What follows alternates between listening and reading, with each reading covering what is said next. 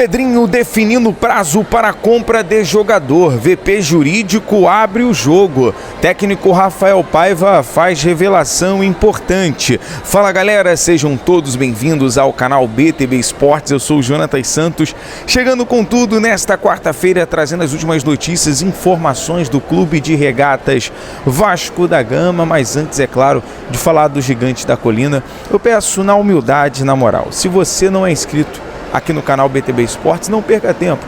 Botão abaixo escrito inscreva-se, ative o sino das notificações, na opção todos deixe o like nesse vídeo, é importante para o nosso trabalho, é importante para o crescimento do canal. O like, por exemplo, faz com que a plataforma entenda que esse vídeo é importante e acaba recomendando para muitos cruzmaltinos apaixonados. Galera, obrigado pelo like. Chegamos aqui à marca dos 260 mil inscritos, graças a você, torcedor do Gigante, está sempre aqui fechado com o canal BTB Esportes. E um salve para toda a galera que comentou aqui no último vídeo, beleza? Sem mais delongas, vamos às informações do legítimo Clube do Povo. Falar sobre o retorno dos jogadores amanhã no CT Moacir Barbosa. Os jogadores retornam após 2 dias de folga, visando até na próxima segunda-feira o foco total em treinamento, em condicionamento físico para o jogo importante, valendo pela 31ª rodada do Campeonato Brasileiro contra o Botafogo. Um clássico importante no estádio Newton Santos neste dia, lembrando que teremos a transmissão completa aqui no BTB Esportes. A expectativa já é muito grande para essa partida, né? Os dois times vêm com foco, têm objetivos no campeonato, na competição.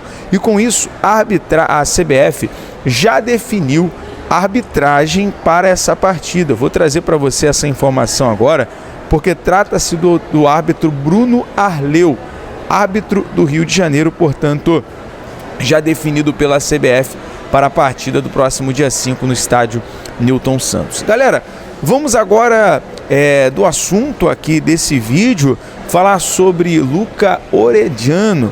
Você, torcedor cruzmaltino, você gostaria do retorno do jogador? Ele é jogador do Vasco, tá? Só a título de informação, Orediano está emprestado até o final da temporada para o Cincinnati da MLS e vem sendo um dos jogadores destaques, com lindos gols na competição. Daqui a pouco eu vou atualizar os números do Orediano. A questão é em relação sobre a compra do jogador pelo Cincinnati, né? A venda do Vasco para o Cincinnati. E o presidente Pedrinho já colocou ali um prazo para que isso venha a ser solucionado e definido, até porque a venda do jogador ou a volta seria mais importante? Coloca nos comentários aí. Galera, você que acha, seria a venda. O Vasco pode lucrar aí ou resgatar aquele valor da compra dele por 15 milhões, 16 milhões. Ou ele seria importante para o elenco, para um reforço, ser um reforço na próxima temporada. Coloque aí nos comentários. A questão é que há sim essa possibilidade, mas o prazo de validade para uma compra do Cincinnati ao Vasco seria até o dia 8 de dezembro. O Cincinnati tem até o dia 8 de dezembro para exercer o poder de compra do argentino. Ou o atacante voltará ao Vasco em 2025. Lucas Orediano pode voltar o Vasco se o Cincinnati não exercer o seu direito de compra. No empréstimo ao time americano, o Vasco recebeu cerca de 1 milhão. Caso o Cincinnati queira comprar o atacante em definitivo, o clube terá que desembolsar ao cruzmaltino mais de 15 milhões. Desde que chegou ao Cincinnati FC, Lucas Orediano tem 40 jogos e já balançou as redes em 11 oportunidades e deu 5 assistências. Portanto, o Orediano vem aí sendo um dos destaques, né? É um jogador que atua ali pelas pontas, algo que o Vasco até na última janela tentou reforçar com a vinda do Jean Davi, do Emerson Rodrigues, trouxe o Maxime Domingues, que atua também pelo meio, faz as pontas, é um jogador que tem essa característica, né, de se adaptar à forma tática do time. Mas eu acredito que o Orediano, querendo voltar, porque aí entra essa questão, né? O jogador querer voltar para o Vasco. porque no período que ele ficou aqui foi aquela ladainha, foi aquela chateação, o jogador não se adaptou ao futebol brasileiro, algo que eu acho muito difícil, improvável, né? Até porque você chega num clube como o Vasco, você recebe uma estrutura de CT, você tem uma estrutura no dia a dia do clube, fora os salários. Acho muito complicado o jogador não se adaptar ao futebol brasileiro, até pelos salários e pela forma que onde o jogador mora, enfim, faz toda a diferença. Mas caso isso não aconteça, ele não queira voltar ao Vasco, ou vai ter que emprestar para outro clube ou vender. Eu acho que a solução é vender, até mesmo para o Vasco recuperar o dinheiro investido no Herediano. Até, claro, nada contra o Herediano, galera. Acho ele um bom jogador, acho ele um jogador promissor, ajudaria muito o Vasco se ele quisesse, ou se ele quiser um dia voltar a atuar com a camisa do Gigante. Vamos aqui agora, vou trazer o áudio do vice-presidente jurídico do Vasco, o Felipe Carregal, o VP jurídico do Vasco, que falou à Vasco TV sobre o que foi encontrado pela gestão ao assumir a SAF. Você vai acompanhar agora o áudio, a fala, o esclarecimento do VP jurídico do Vasco. Vocês do CRVG encontraram quando assumiram o Vasco SAF e o que levou a essa decisão de pedir a mediação? É importante, para te responder isso, Vanessa, a gente fazer aqui um breve retrospecto, tá? Eu lembro que no começo do ano, quando a gestão ainda 777 publicou o balanço da SAF, era um balanço horroroso, tá?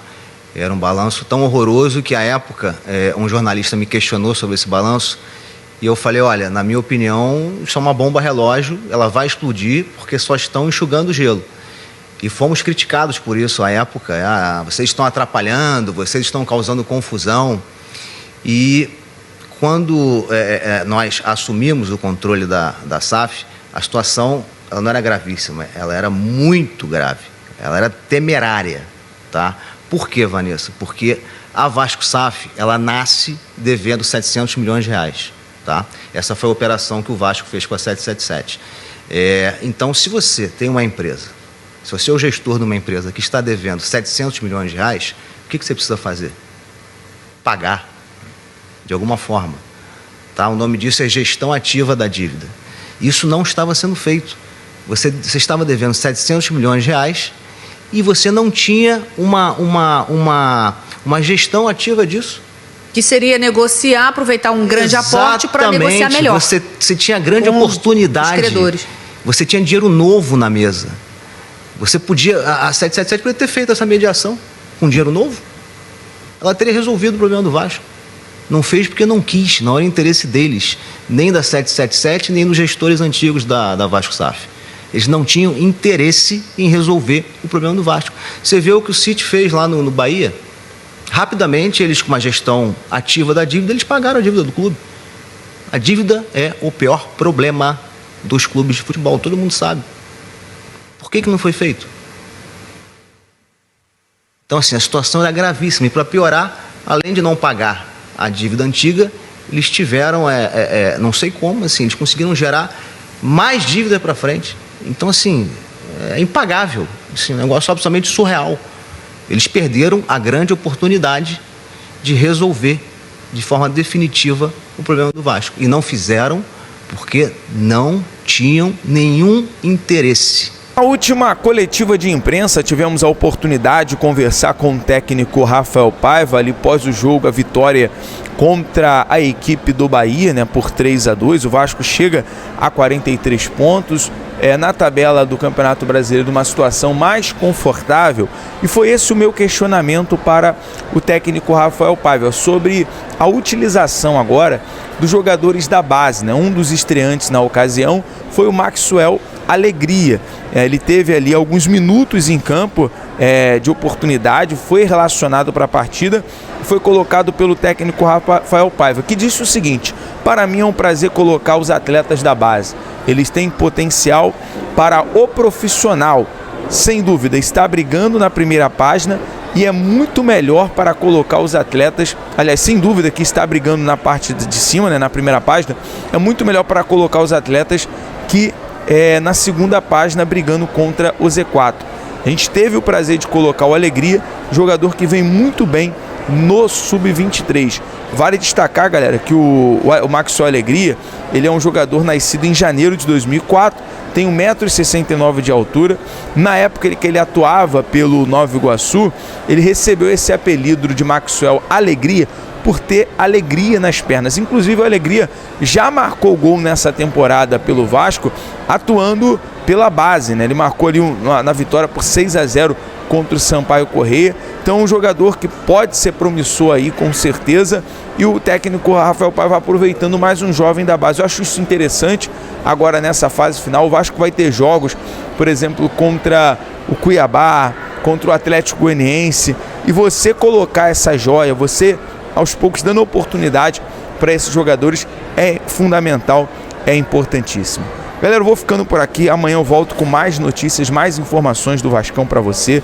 Compartilha, deixa o seu like, ajuda o BTB Esportes agora. Nossa meta esse ano, vamos lá, até a pré-temporada do Vascão. Até a pré-temporada. Vamos bater a marca dos 300 mil inscritos aqui no BTB Esportes. E eu conto com o seu like, com a sua inscrição, beleza? Galera, muito obrigado. BTB Esportes em todos os lugares. Vou correr agora porque tem transmissão hoje da Libertadores da América, mas amanhã cedo volto com mais informações do Vasco para você. Um abraço, tamo junto, saudações.